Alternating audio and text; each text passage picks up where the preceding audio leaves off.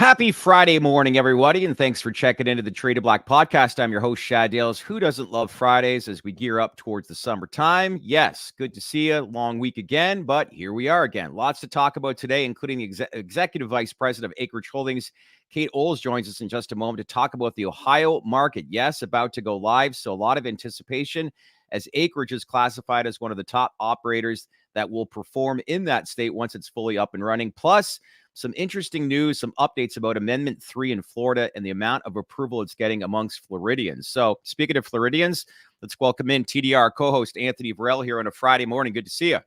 Good to see you. How's it going? I am good. Good for a nice Friday podcast. What do you think? Yeah, I was just scrambling to close a bunch of tabs. I had you coming in my ears at three different times. I was trying to figure out where the hell it was coming from. Got a golf game set up this afternoon. Looks like you're ready to roll. Not in Florida. I'm wearing long sleeves. I'd be cooking. Yeah. All right. Let's, as I said off the top, let's welcome in the Executive Vice President of Acreage Holdings, Kate Ols, to the podcast for the first time. Great to meet you. How are things? Great to meet you as well. Happy Friday. Things are great over here in Ohio. Yes, I'm sure you're working around the clock as we're gearing up for Ohio. And let's talk about that. As I said off the top, it's about to go live for the adult use. Acreage is being ranked as one of the top operators in the state once things are up and running. So with that, I guess what I want to hear is just describe in your own words the opportunity that it presents and the growth it'll provide for the company, and in return, benefit your shareholders. Like, what can you share with us? Sure. So, in a medical market, we saw our dispensaries in Ohio and our manufacturing facility really kind of operating at the top of the pack. We had the maximum number of licenses. And then now, as a result of Issue 2's passage, we know the new operators that are entering the space, all the new licenses, I guess I should say, are all being issued to the existing operators. So not only do we have the value of our existing licenses, but we'll get additional retail stores as well. So we've got this balanced vertical integration here, Great. Where we've already had a dominant retail presence. And we're really excited to be able to take advantage of that and actually be able to start doing adult use sales later this month with the existing stores. It's great. Anthony, over to you, my friend. Yeah, so, Ohio is one of the lesser known markets amongst MSO investors. Acreage, we've seen, has one of the top spots in that state. Can you kind of walk us through what Acreage looks like today, from what Acreage's footprint looks like today from a licensing and just overall infrastructure perspective? Sure. So the maximum retail licenses that any operator is allowed to have is 5.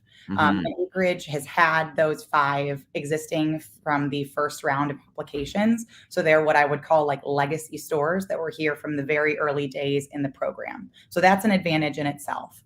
And then we also have a level 1 cultivation facility. So Ohio has 2 sizes, a large, which is level 1, and a level 2, which is a little bit smaller. So we have the larger of the 2, and then we also have processing. So we're able to really control the supply chain start to finish in our existing stores, but then also work with a lot of third parties too, and have been probably the largest account for most manufacturers that we work with. Say the Botanist is the biggest account we have. So we're in really great areas in Ohio as well. Cleveland, Akron, Columbus, Wickliffe, Canton. Those are all pretty populated areas, and have a track record of being really good to the people in that community, and have really great teams that make it all possible. Yeah. With that level one license and that grow, is there enough infrastructure right now to feed into those 5 retail locations, as well as the uptick into the potential 8, which I'm assuming you guys will do as the market progresses and matures? You're absolutely right. So right now, that level 1 cultivation license gives us about 25,000 square feet of cultivation area, but then we're able to expand it now with Issue 2 up to 100,000. The property that we have here will give us the ability to do that. We want to make sure that obviously it's balanced and we're growing as the market needs us to grow, and not in a situation where we have an excess and that becomes a problem down the road. So I think we've been really strategic about how we bring additional grow rooms and expansion online. Yeah. Well, I think location is going to be key in everything. Don't sleep on a city like Cleveland come summertime. I've been there and it's a lot of fun. And there's a lot of people along Lake Erie that love to go with boating season. But there's key locations is going to be an important one, right? Absolutely. The Browns tailgaters are great. We're right on the corner from the Brown Stadium. And then Columbus also is like one of the fastest growing cities in the right now. So we're in a really great area in downtown Columbus next to Nationwide Arena. We were really intentional about the location selection, the first round, and our anticipation is to obviously do the same with the additional 3 locations as well. You're not a Buckeyes fan, are you? I am. I'm an Ohio sports fan, and the Buckeyes are like a winning team. So I didn't go to Ohio State, but I still love them because they're an Ohio team that happens to win. Hate to say this, Kate, but go blue. I'm sorry. Okay. We're done now, right?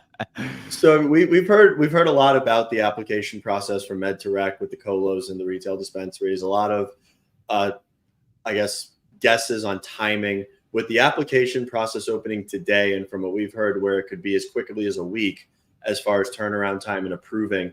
Like, what are you looking at as far as realistic timeline of being able to sell through from an adult use standpoint? So I've got to say, first and foremost, shouting out the Division of Cannabis Control for establishing some rough timelines early on, but hitting those timelines even when there's a lot of work on their end to make this all possible. So very grateful for them for not dragging this process out any longer than it needed to be. But I think it also means that licensees have to be pretty flexible and have plans that can be somewhat fluid. Is once you get the green light, it's going to be very quickly that you want to go ahead and get your doors opened up. So we are expecting to see the first hybrid dispensaries online by the end of this month. The way the application instructions were written, it was pretty clear they would be issuing licenses in a few rounds. And our goal today was to make sure if there are rounds, whatever those the thresholds are for who makes the first round versus the second round, that we would be in the first round. So we had an awesome team this morning who was all ready to go and geared up. So as soon as 8 o'clock hit, we were able to get those applications in and in theory be some of the first to be inspected and serving guests in our community. Are there any internal changes that need to take place within the retail location to start to serve adult use customers? So I think that also is going to kind of happen in phases. The division was very clear that if we made significant changes to retail and our retail experience right now, as far as construction goes, it could hold up the approval of getting the hybrid license. So we've made some slight adjustments to allow for better flow. Over the next few months, we'll probably make continued small changes to say, now that there are these new adult use rules that are continually being finalized, what can we kind of maybe focus more on efficiency rather than the very rigid medical program? So I would say we'll probably be done with some of the improvements by October, November, but we've made some process changes with our staff to make sure that when we do see the influx of traffic, we're able to accommodate that and make it as positive of an experience as possible for our guests. Speaking of an influx of traffic, like there's a lot of comparisons with the state of Illinois and how like Ohio will like basically perform, and a lot of comparisons between the two states. Both states, I think, have around 12 million people. You also look at border states like Indiana. Like, do you see an influx of many residents coming into the Ohio market once this indeed does go live? I think we'll absolutely see that. You've got Indiana, Pennsylvania also has not flipped adult use yet. So I think we'll probably see traffic from there as well. And a lot of people for the longest time in this area were going up to Michigan because it was the only place you could go. Now seeing Ohio with an excise tax that is equal to Michigan, I think we'll really see what this market is capable of. And rather than everybody thinking the state up north is the only place to be, there'll probably be people from other states that are trying cannabis for the first time and not having to travel as far or as frequently, I guess, as they have in the past. So I do expect to see some border state guests shopping in Ohio for sure. And we also have pretty reasonable purchase limits here as well. It's not like you're only going to be able to purchase a small amount. It should be enough that it's sufficient for what the adult use guests will need. Yeah, we've touched on that too, Anthony, about Michigan being second largest cannabis market in the U.S. right now, 3 billion plus. So there you go, right? Yeah, I mean, that's big. And then I know that Illinois, we spoke about, Illinois had almost 30% of out-of-state shoppers for the first couple of years. And then I know you're EVP of the Midwest and the Northeast, so you oversee Massachusetts as well as Illinois, which are other two key adult use markets for Acreage. Are there any key learnings or any big takeaways that you've seen in those markets as they've grown that you could see I guess, taking foot in Ohio as it grows as an adult use market? Sure. So we learned from every state that flips adult use. The most recent that we went through was the Connecticut launch. And there were very few dispensaries in Connecticut when that program came online. The biggest difference, I think, between Massachusetts and Illinois that will make Ohio more like Illinois is that Ohio's limited license.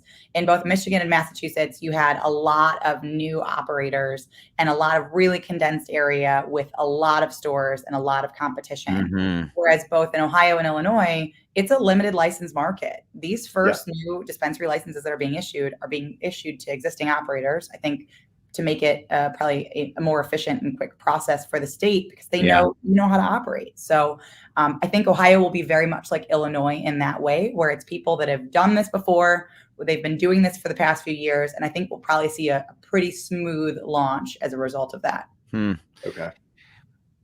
Did you want to go? Sorry, I was going to ask. Yeah, I had one more question. So I mean, we've seen some analysts come out with projections for the Ohio market. We've had other companies come out with projections for the Ohio market, and where you are located in those populous areas, I'm assuming you're forecasting pretty aggressive terms of growth when we talk about just multiples on sales on an annual basis. I mean, we've seen as high as 4, we've seen as low as like 1.5. Where are you forecasting internally as far as growth goes potentially for year one, if you can share any kind of metrics around that? I'll say we're somewhere in the middle. There are some stores that we recognize will probably perform better than others. Again, just factoring in the competition and who else is in the area. When the RFA2 dispensaries came around, there were a lot more dispensaries that were added to very heavily populated areas. So we saw a lot of competition in Columbus, a lot of competition in Cleveland, but Canton and Akron, maybe not as much. So it's not equal across all locations, but I'll say we're somewhere in that sweet spot of the middle, probably between 2 and 3x where we are today. Have you had conversations? Yeah, that's very healthy. Have you talked to many people, consumers, residents from these key markets and the demand, for cannabis within the state that you're going to be operating in? Absolutely. As soon as issue 2 passed, the calls and people showing up at the front door started the next day. They're like, I'm really excited to come purchase cannabis. We're really sorry. You need to get your medical card or come back in a few months. So it'll be really great now to be able to spread the word that people have been waiting for this and it's finally here. And it's something that I don't know how many people expected that Ohio would actually hit the timeline set out of seeing these applications go live today and seeing new licenses issued in September. But that's exactly what happened. And we're certainly looking forward to being able to meet the need because it definitely exists here. Ohio loves weed. Well, mark it your calendar, the 3rd week of November. That'll be a big day because it's back in Columbus against Big Blue. That'll be a nice day, I think, for your dispensary in Columbus, right? We will make sure that we do as many promotional activations, discounts for Ohio State fans specifically. Not Michigan fans, though. Listen, a lot of going on, short-term horizon happening for the company over the next little bit when you obviously factor in Ohio, along with Canopy USA now moving to acquire Acreage. So what do you see as the benefits here once that is indeed finally closed? And do you anticipate any notable changes for the company? So that's a little bit outside of my scope, but I can say as a reasonable human being that works here, I think the real value the company will be able to gather from this is now rather than having 3 distinct operating teams from these 3 companies, we're able to have some overlap, find some efficiencies and probably some savings there, but also see where there can be harmony. There's markets where we can increase the exposure to these brands through our retail stores or continue to make sure that we are focusing on R&D in ways that don't overlap with each other. So I think that there are a lot of efficiencies by saying rather than 3 independent companies, they will now function as one and make decisions that are best suited for the lot of them rather than each independently. But it's going to be an interesting few months as we get through the regulatory approvals to actually be able to close on Acreage. And I think right now, all focus and sights are set on making sure that this deal is able to close, along with also opening the new stores in Ohio, and the Acreage has a lot of positive news still happening independently to then be able to couple Canopy USA closing on top of that we'd be in a great position if we see Pennsylvania and Ohio both doing adult use sales and continuing to grow, as we also have a lot of positive Canopy USA news as well. Yeah. Better streamline means better execution, right? Absolutely. It's all in the execution. Yeah. Kate, listen, appreciate you checking in. We'll be watching this closely, but best of luck. And let's go Ohio with this adult use here in the near-term future, right? Absolutely. If you ever find yourselves in Ohio, we encourage you to come stop by one of the stores. We'd be glad to show you around. Love to. Hope to get out there on location and film, but appreciate your time. Thanks for checking in. Take it easy, guys. All right. Thanks, Kate. Good luck with the rollout. Yeah. Actually, we got a deep dive, what we did with Anthony Cogniglio yesterday, but next Tuesday, we're doing a deep dive into the Ohio market. A lot of questions I think that investors are asking, but we dive into a lot of the stuff that you outlined here this morning. But yeah, Acreage is part of that top 4 that Pablo Zuanich brought up. But it's a very interesting market. And I mean, I didn't have that question about the multiple on growth on the pre-show notes. It kind of just came to my head. But I mean, that's the most important thing. I mean, the most important thing for the MSOs right now is what does that multiple look like on a revenue basis in the Ohio market from adult use flipping? Because not only is that going to add growth potentially on Q3 and Q4, but it's also going to allow us to actually be like validate the narrative. Pennsylvania obviously is going to bring growth. Florida, I mean, I don't even need to say it. Florida is going to bring growth. Yeah. The growth narrative is actually going to come back. So, I mean, like I said, I thought Pablo was high with 4X in year 1. But to hear her say that they're somewhere in the middle at like between 2 or 3, that's very positive for the market flipping. Transparency. I like how she shared that, but yeah, it's good. Yeah. All right. Coming up into the wires, we touch on news from both Florida, Louisiana, and New Hampshire. But before we get into that, I did want to quickly highlight as well, and I think it's been a lot of talk, is the $250 million ATM program that Canopy announced yesterday. I know there was some investor sentiment that I guess maybe questioned the timing of it all. I think it's important to share that the company, I think, clearly does not, I should say require, I guess, immediate use of the funds right now. But, regardless of all that, lots of questions still circulating around it. So just wanted to let everybody know that we've reached out to the team, and we'll keep you posted on, hopefully we can get David Klein on in the next week and a half. But I know that was big news regarding the actual industry yesterday. So anyway, we'll keep you updated on that. All right, let's jump into the wire now, and let's talk about Florida. And a new poll reported from Fox News involving Amendment number 3, and a lot of Floridians seem to be in favor of Amendment number 3. Anthony, you want to fill us in on some numbers that you're learning? Yeah, I mean, this is great. This is another step in the right direction. It's Fox News reporting. 66% said that they would vote in favor of legal cannabis, of adult use cannabis, big in the state of Florida. I mean, we know we need to hit that 60% threshold.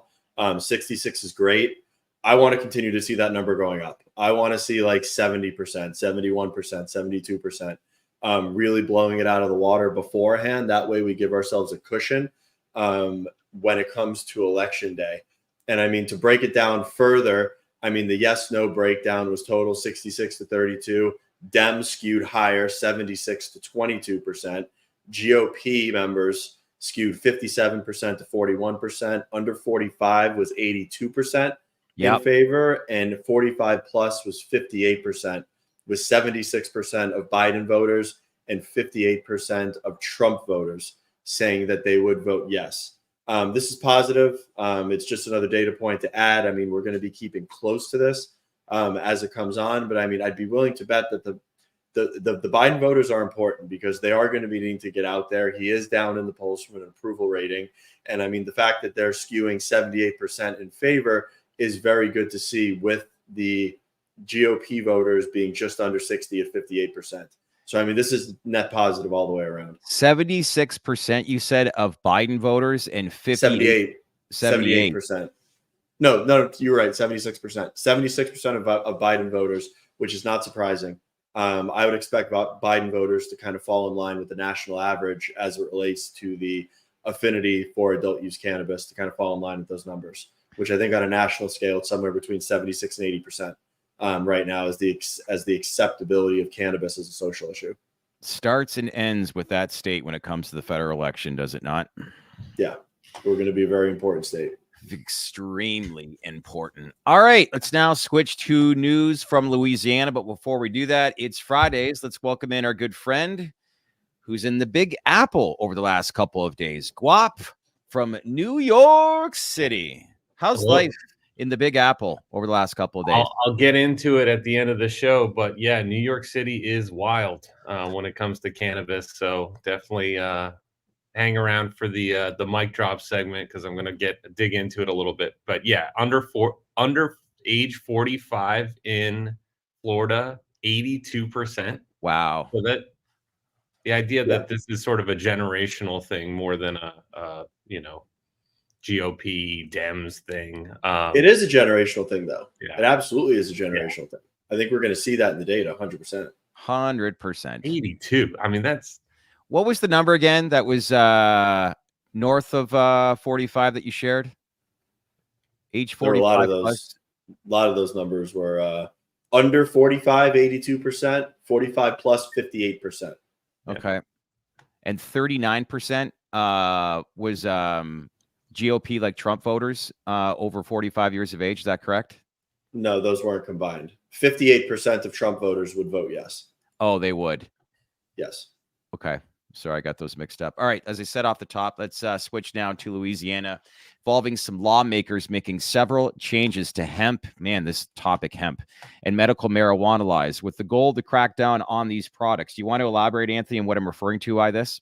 Yeah, I mean, I don't think hemp's going to go away anytime soon. I mean, it's just getting more and more popular as far as the conversation with, does it have its place within the cannabis industry? Should it be operating under the purview of what it currently is? But I mean, I think we'll get there eventually. But this was Bill 952. One of the things was that it is lowering the allowance of THC in hemp-derived edibles from 5 milligrams to 8 milligrams. What I found very interesting here is they are completely doing away with the sale of any of these products in gas stations. That's a good thing. You don't see hard liquor available for sale in gas stations in a lot of states, or just at all. These products shouldn't be sold in gas stations. These products should be sold in dispensaries. And I mean, true places that are actually going to adhere to the integrity of the age gating that needs to go on around the products. Hemp tincture potency limits were also installed, bringing the amount of THC down from 80 milligrams to 30 milligrams, and hemp beverages are limited to 5 milligrams per serving. This was also a compromise, as the original bill would have done away with intoxicating hemp products altogether, such of what we've seen that's going on in the state of Florida right now around, is DeSantis going to veto it? Is DeSantis not going to veto it? I mean, that definitely is going to be a conversation that's going to get some light and some closure to it in the next couple of weeks. And then a separate measure in the state of Louisiana, Bill 228, which has already been signed into law, actually transfers the 2 medical licenses in the state that are under university purview to privately owned enterprises. I mean, I haven't looked into this, but I'd be willing to bet that those 2 private enterprises are probably owned by people that were lobbying to put the legislation in place. Sure. Probably back the bill, but getting the cannabis licenses out of the hands of the public institutions into private business is probably a step in the right direction and a step forward for their cannabis and their medical cannabis program as a whole. That being said, I would like to see things come to light that are going to broaden the Louisiana medical marijuana program out and allow more licenses to come online. If they put those 2 licenses in the hands of private business and then don't also broaden out the industry, I think that would be much cause for concern. Yeah, concern, but we all want to see this expand. Hemp seems to be a topic that just won't die in the last couple of weeks, Guap. But what's your thoughts on some of the stuff that's transpired, especially that we were reported on earlier this week with Representative Comer from Kentucky? Wild, to say the least. Yeah, it's a lot to get into. But yeah, it's the reason we're really digging into this Louisiana story is it's just another example of a state clamping down, and it provides precedent to the other states to, like Florida's doing something, Louisiana's doing something. It's just showing what other states could do, perhaps that are more populated and could have more of an impact on, the size of the hemp-derived industry, market, whatever you want to call it. So it's worth just tracking to see what they do there. And it's too big of a debate to get into. I have a lot of thoughts on this, and I think it's just worth separating out what people want to have happen versus what's likely to happen. Yeah. In the way this all plays out. I think a lot of us want the same thing, but yeah, the Farm Bill could close a lot of loopholes. Hopefully, it keeps low dose beverages and good actors profitable and happy, and get some of the gas station stuff off the market, and evens the playing field. I think that's what really everybody wants is just the even playing field. Got to start somewhere. So I applaud, obviously, with what they're trying to do in Louisiana. But hopefully one day, like you said, we can all smoke a joint and sing Kumbaya. But I think we got a ways to go. Last topic I want to bring up is New Hampshire, where a long debated topic involving legislation has reached actually a deal that would legalize marijuana for adults. So moving forward, how realistic do you think this is, Anthony, that could see New Hampshire become the 25th state to legalize adult use? Guap, citizen of New Hampshire. I'm going to let him dive into the segment on the great state.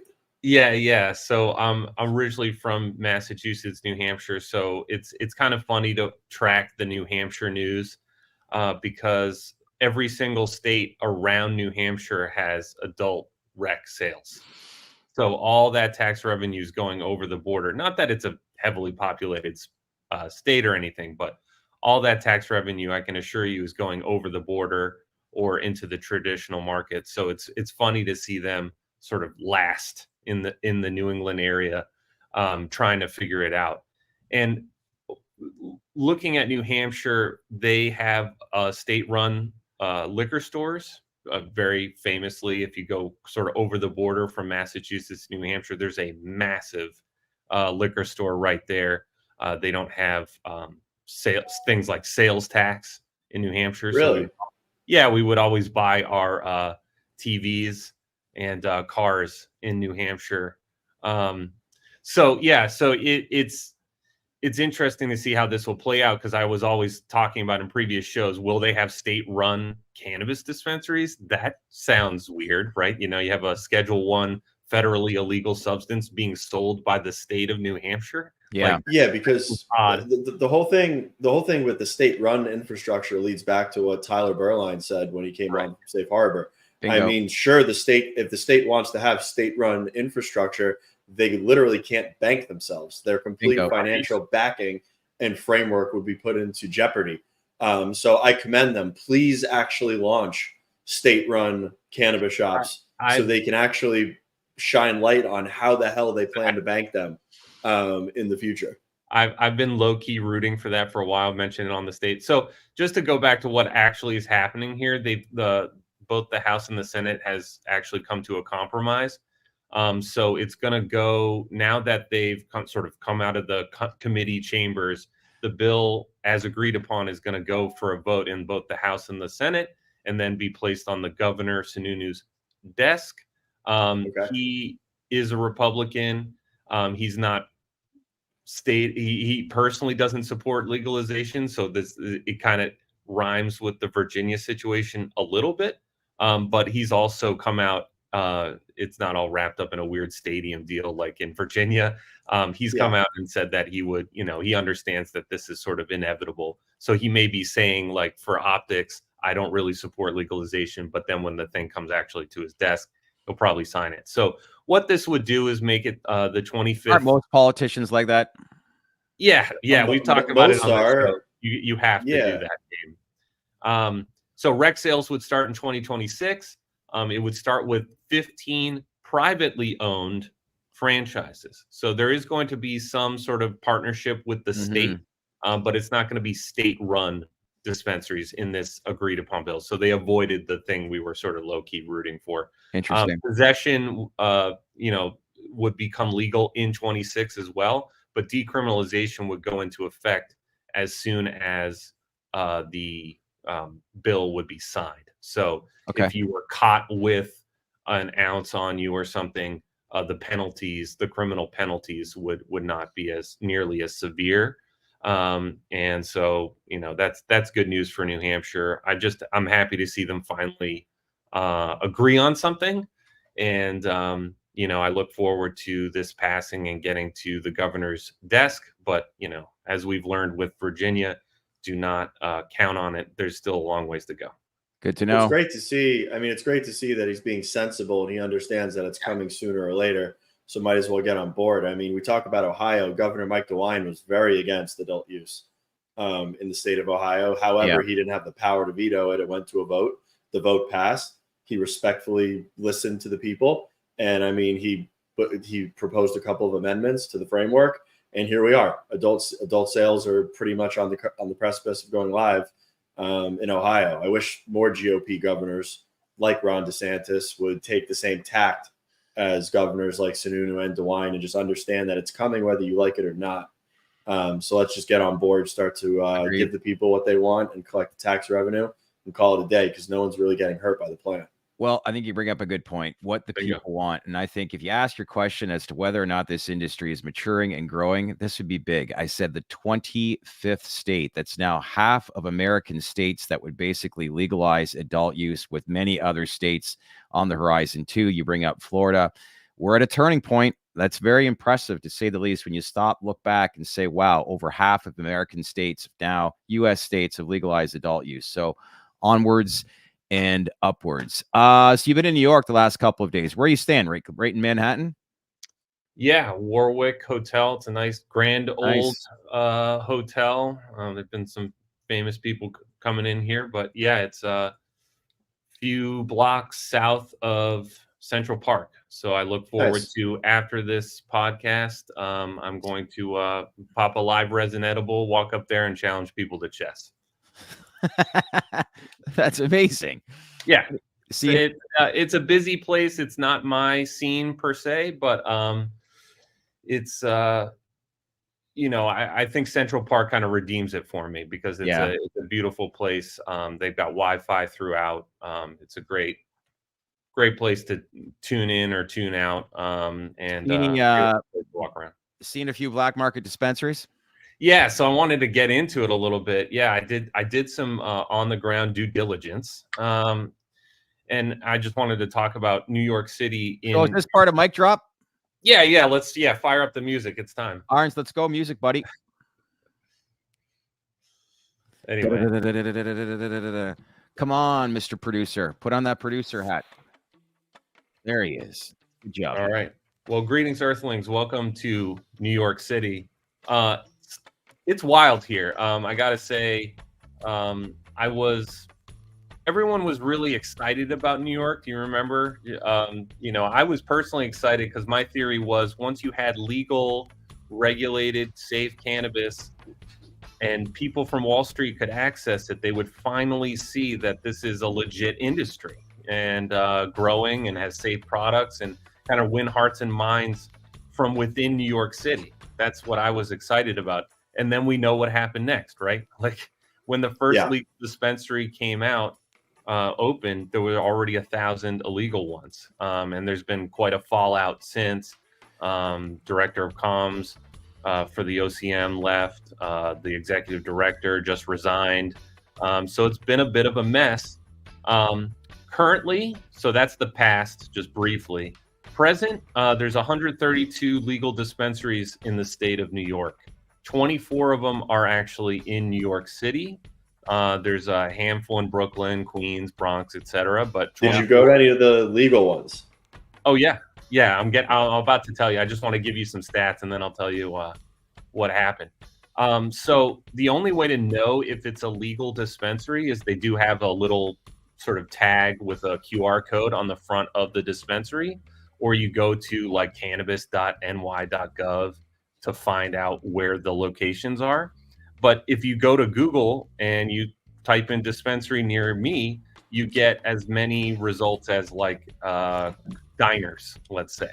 Suddenly you're surrounded by 100 dots, and it's not like the 10 that are legal or have some special star next to them or something. So you have to cross-reference, and honestly, tourists and people who live here probably aren't doing that. So they're, like we said, once it went legal and you saw dispensaries, you reasonably assume that the dispensary you're walking in has safe tested legal products, and they don't.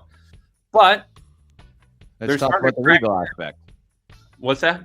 Let's talk about the legal framework then. Yeah, they're starting to crack down. So the enforcement is happening. We've gotten some reports from Twitter.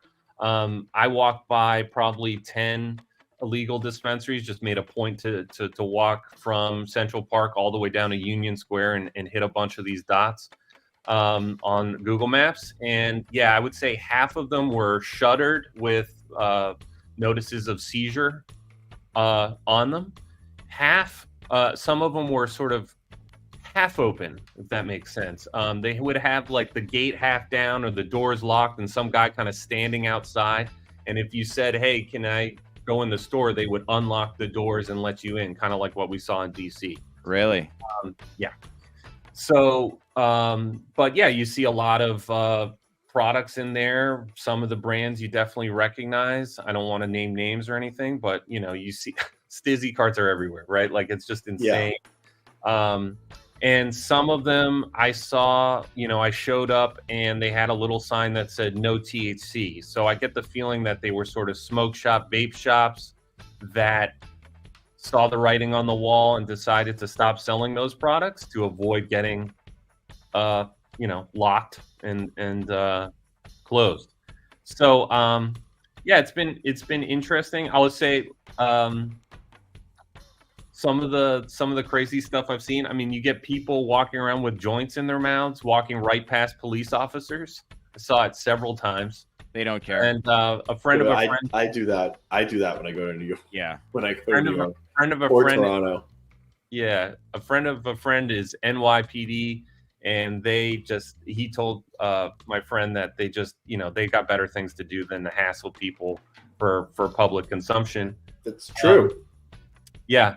And I think it's an awesome scene, and I think looking forward to the future, I think the future's bright. I think they're going to turn this around. Enforcement will help of the laws, but in getting good, clean products like the ones I saw at the travel agency in Union Square. It's a beautiful dispensary, had plants growing in it, or maybe not growing, but had some buds in there, all sort of like a museum to terpenes in there.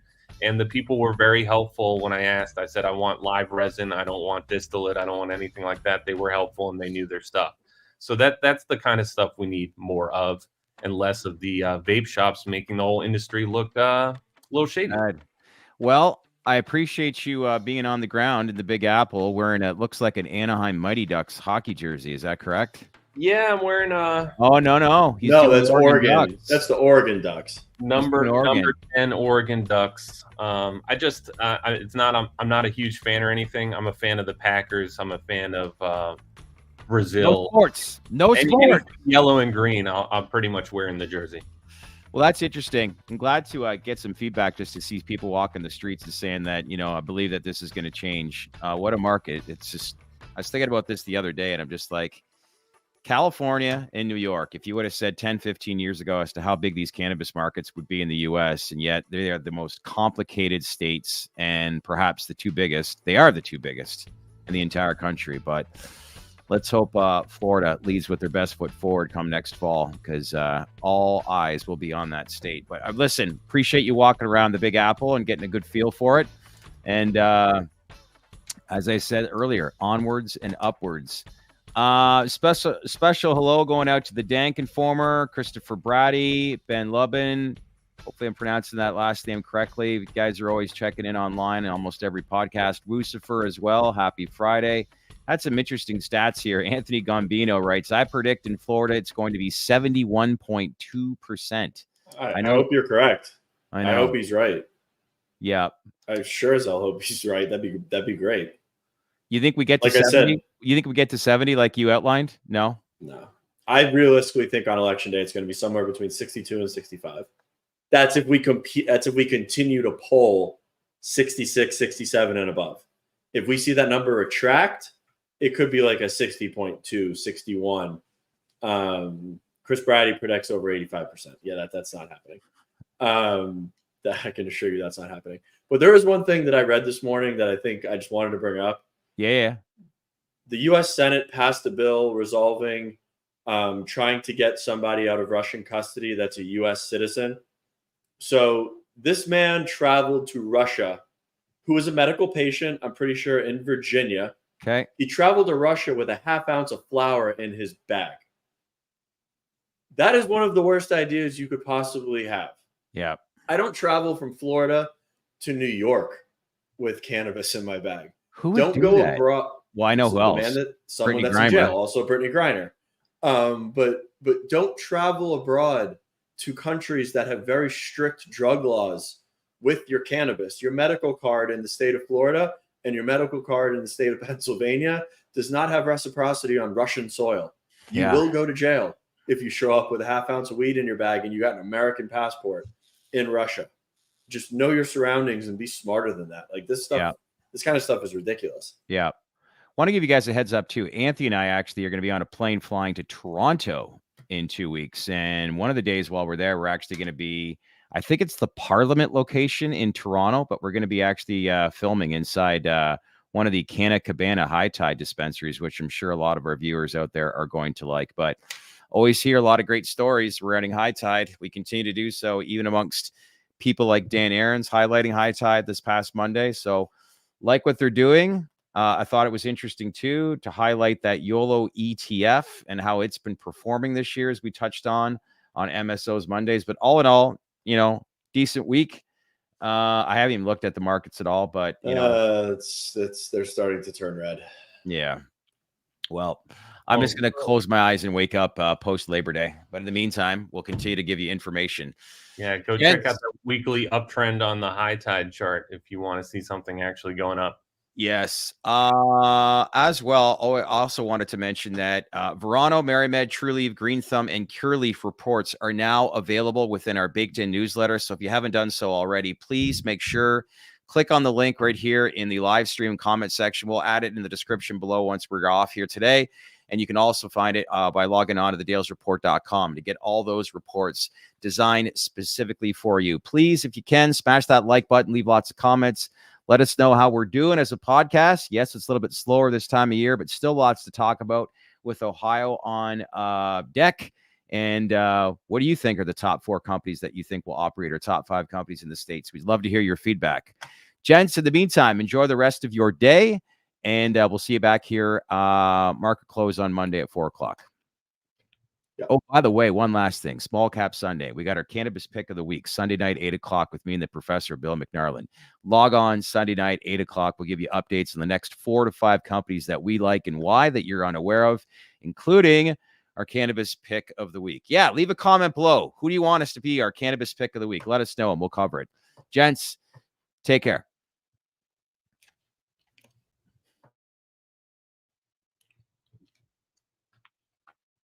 Hey, everyone. Thanks for watching our latest podcast. Lots of momentum building. You guys getting all excited? Leave comments below. Again, we want to take this viral. Smash that like button and make sure to click on that bell for all notifications as we start to bring on bigger and bigger guests. Don't forget to subscribe to our daily newsletter, the Baked In newsletter, by logging on to thedalesreport.com.